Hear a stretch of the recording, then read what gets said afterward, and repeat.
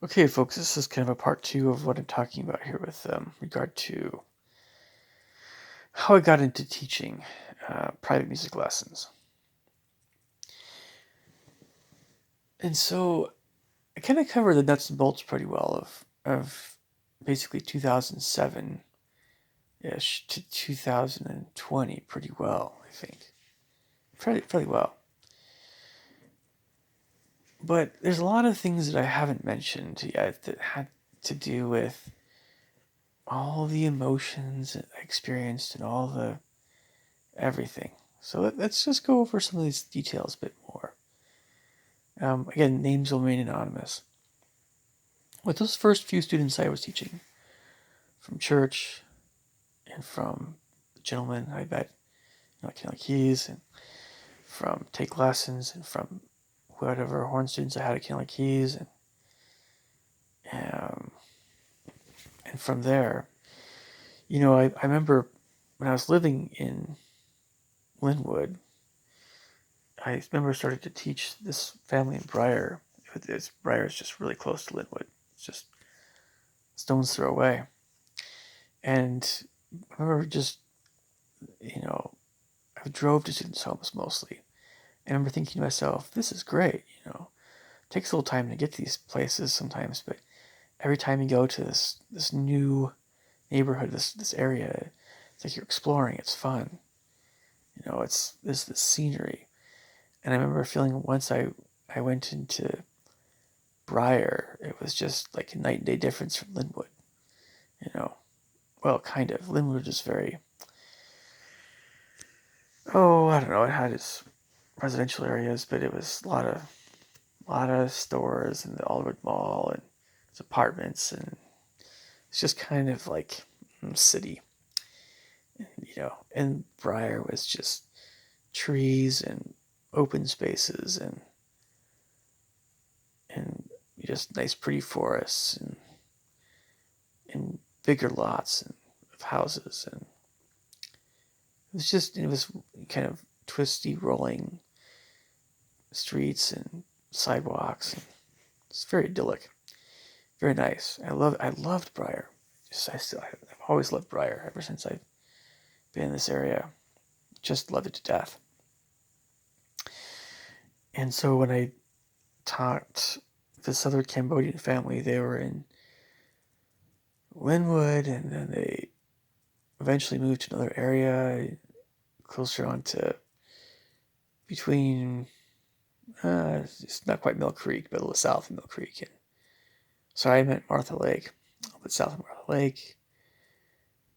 But anyway, it was, and then I taught as also this Cambodian family also referred me to a Russian family, or at least the mom was Russian.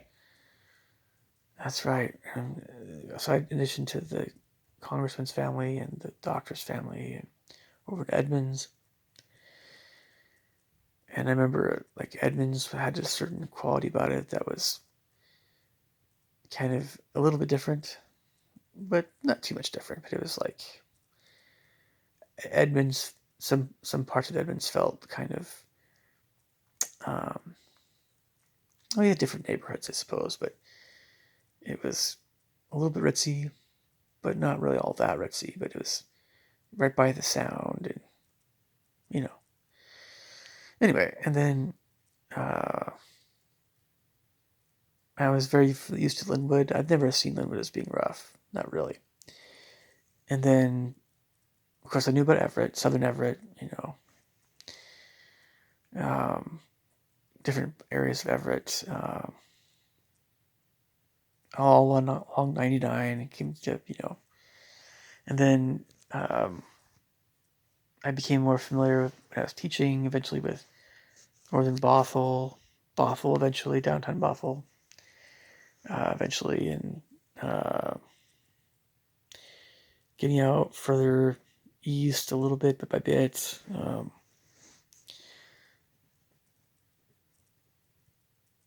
And also to the south, I don't know, branching out a little bit, North Seattle. I didn't mention this in the first video. I remember after taking horn lessons, I started playing in, well, actually, during horn lessons, I was playing in the Incident Symphony Orchestra, starting in like 2000, and, I don't know, 2014, 15, somewhere in that ballpark. Played with them for a few years. Then I went over to the Thalia Symphony. I've been playing with Thalia for quite a while, up until this last few years, and then Thalia Symphony. And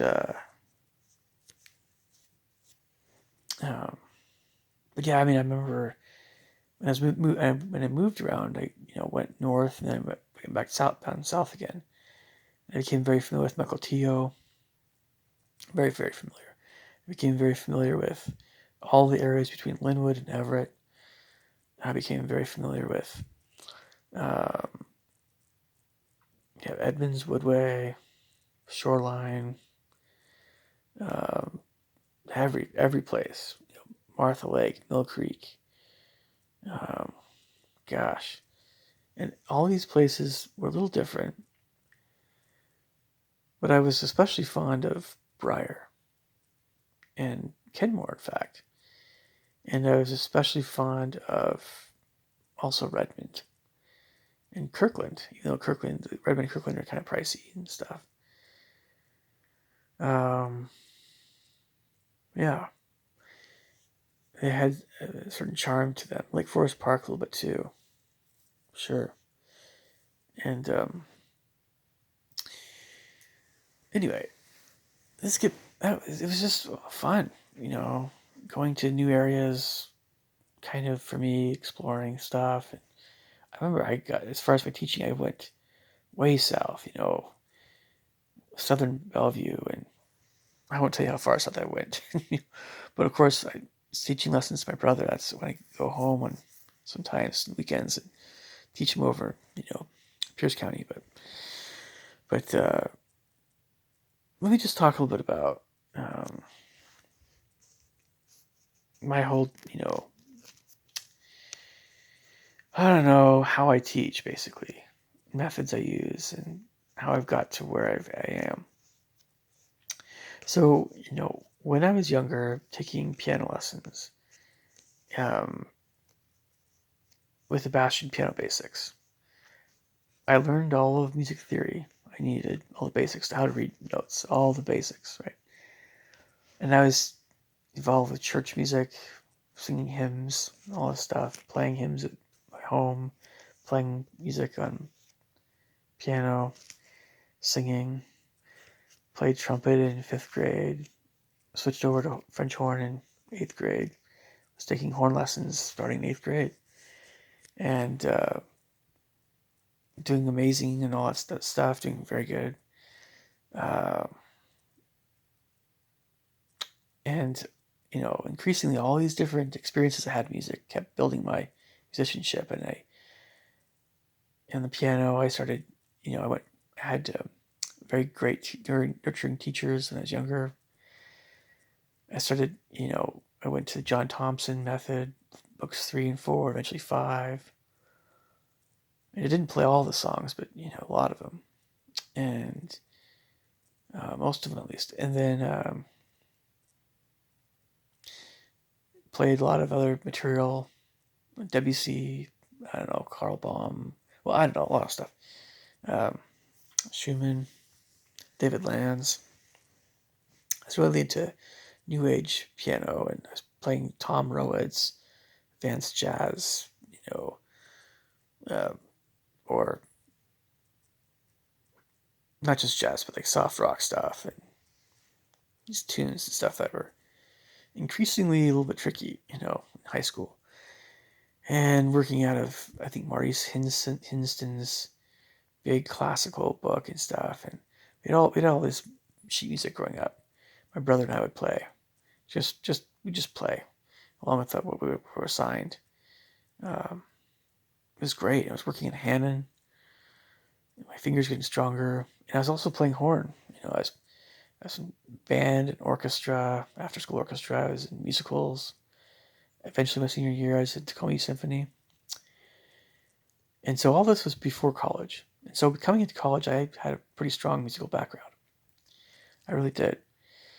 And you can imagine that in college, it's just wow. There are a lot of firsts I had in college.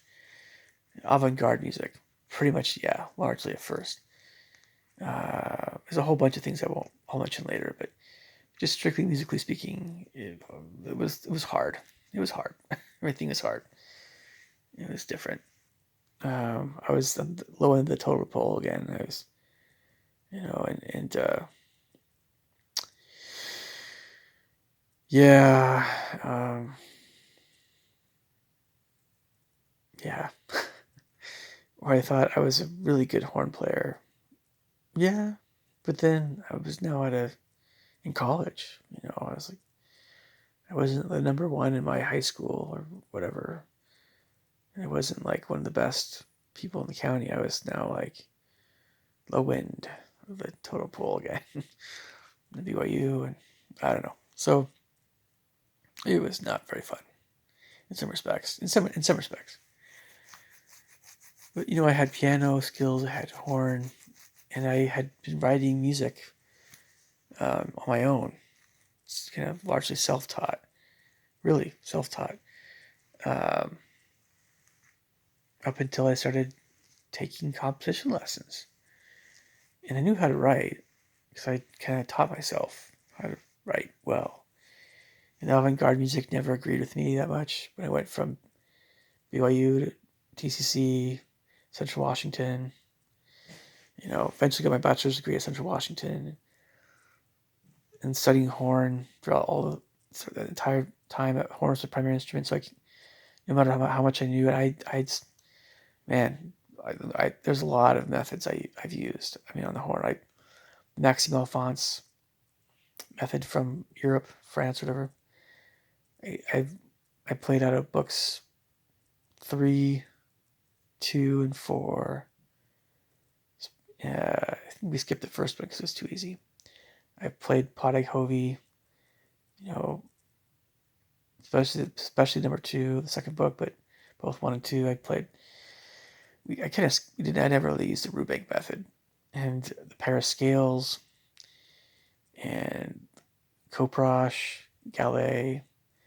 There's a bunch of different Gallet books, but I did a lot of the second horn leapy stuff, and then I remember I worked on let's see, oh gosh, um, of course Richard Strauss, Orchestra Number 1, E flat. You can also saw a concert piece and some Mozart concertos and uh, um, I guess a Franz Strauss Nocturno. There was some that were earlier on pretty easy, and then Edward Solomon's November Nocturne. I was very very fond of, very very fond of the melody. And then uh, there's other methods, studies that I have worked on that it's always hard to remember the names, but a lot of stuff from Europe basically. And in college, a lot of those books I kept using. Some of them were new. I played some Halsey Stevens. Um, let's see, there's a German guy, Carl Reineke's Woodwind Quintet. There was just more. There's just more I did. More solos. I came to know the horn much better than I was younger, and uh, I guess, yeah, Villanelle, Paul Dukas. I remember doing some of that when I was younger. Uh, anyway, that's all French horn stuff. So, by the time I was done with my undergrad, and by the time I started stuff, after working at Killer Keys, even, um, by the time I started teaching, and I was also having this growing awareness of, or having worked at Killer Keys, I had also a growing knowledge.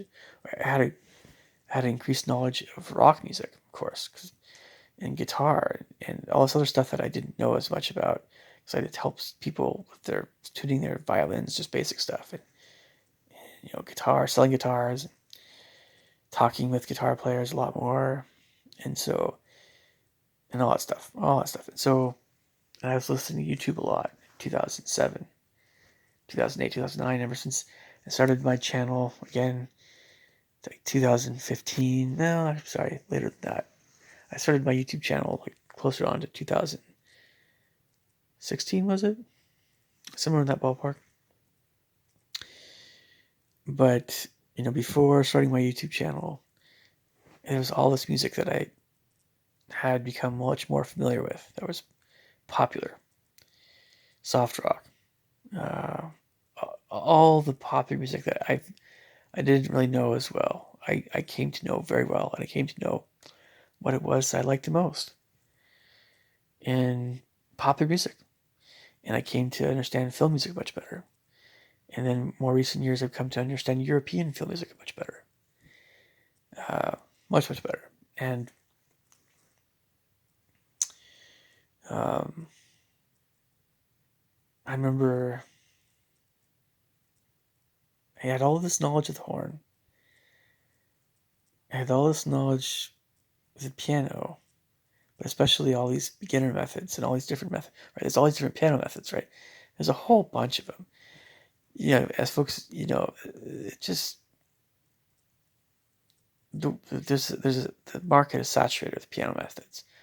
We can still use more, but I mean, like, honestly, it's at the college level, you're basically more or less studying still a lot of the old methods from Europe, because that's where so much of, anyway, you know what I'm saying. It's all the classical stuff that's more elite and stuff.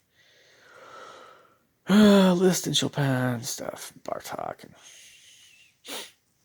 Czerny, Hanon, all those guys, right? Schmidt. As far as the piano, then yeah, with all the horn methods, I know very, very well. So, and of course, I know there's Vern Reynolds and other guys that I've written stuff to that, whatever.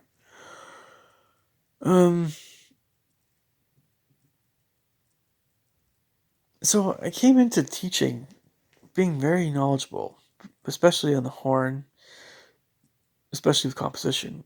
Not quite as much as with piano. Piano, a lot of what I've learned has just been kind of beginner methods and also intermediate stuff. Bit by bit, I've kind of brushed up with my knowledge, as things have gone on. But I really haven't used I've used some of my skills and knowledge on the horn, but I haven't. Maybe I haven't used as much of my horn skills as much as I have my piano skills. And with composition, there's so much I haven't taught. I can still teach yet, so much. But I've also taught. I mentioned going to all these different places, all these different neighborhoods, and getting these different feelings in these different neighborhoods. And this was so fun. It was so great. It was awesome. After a while, it can get a little bit old, and I don't know. Depends on the nature of the area you're in. I saw all the cookie cutter neighborhoods of Bothell, some in North Redmond. Any places that were newer. I compared those always with the more scenic, older houses that have been around longer. But I've also taught people of varying backgrounds a lot more. So I mean, I've taught now Persians, someone from the United Arab Emirates. I've taught Koreans. I've taught Chinese folks, Japanese. I've taught um, Polish and Russian. All the Europe, Northwest Europe in general. So Sweden, Norway, Denmark, Germany, England, definitely, Scotland, Ireland, all that stuff, of course. And also Spain, Italy, uh, Spanish, Mexican, um, Venezuelan, East Indian or Indian River, definitely Indian.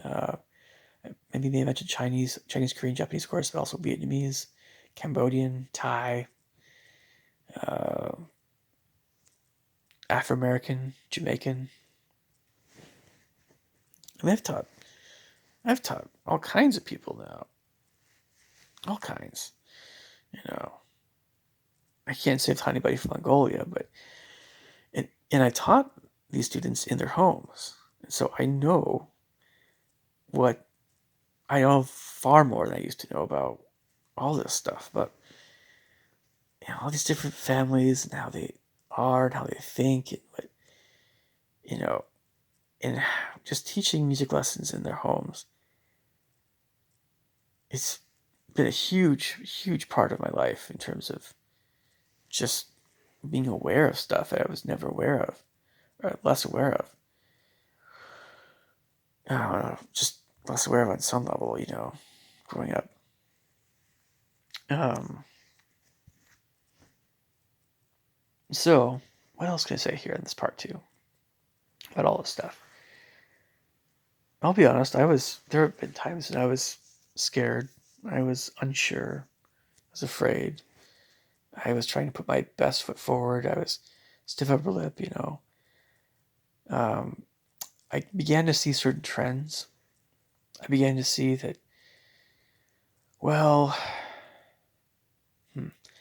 for the most part, just broadly speaking, culturally, ethnically, I guess you could say, European American kids, mm, very familiar, my my people, right? European American, but it's like most kids were kind of recreational about music, or balanced it very much with sports and other things. Sure, sure, absolutely. That's just American culture in general, but about to say it was very different than Asian or Asian American. Very different. In those cases, if you took music lessons, you took them, and it was it was not a thing to be taken lightly. You respect the teacher, right? And man, I've always loved it. I've always it is a different kind of feeling, a different kind of culture. And there have been times it's been a little bit intense, right? I I know Tiger Moms. I know what they're like, and I never thought it's this, but I think Tiger Moms, they're great people by and large. I came to understand how much they love their kids, and I was able to work with them. I was able to kind of, okay, we can do this. But it's just, gosh, I tell you what, man, I don't know. Yeah, America is not Asia, and we're probably gonna have this conversation many times in the future. Um, Comparing these cultures and things. It's not that any of them are better or worse than anyone else. It's just that, um, yeah, I mean, it's just kind of different, right? It's just kind of different. But and then I've teach some African American folks, Black folks. I've also taught some folks from Africa, and a little different, right? Yeah. Can't say I've taught any Polynesians, but they're just not as large in number. And then India is a little bit unique.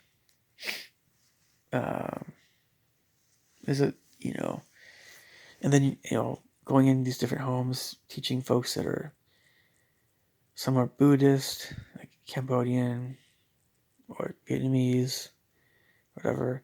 Some are Muslim or Hindu from India or other nearby places. Some are, of course, many are Christian, and I've taught some folks that are Jewish, and uh, Catholic, Mexican, Venezuelan,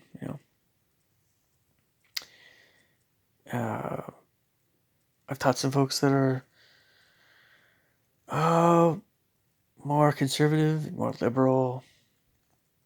I've taught um, big, tall, tough sports guys, slender, skinny, tall guys, really buff, muscular football guys.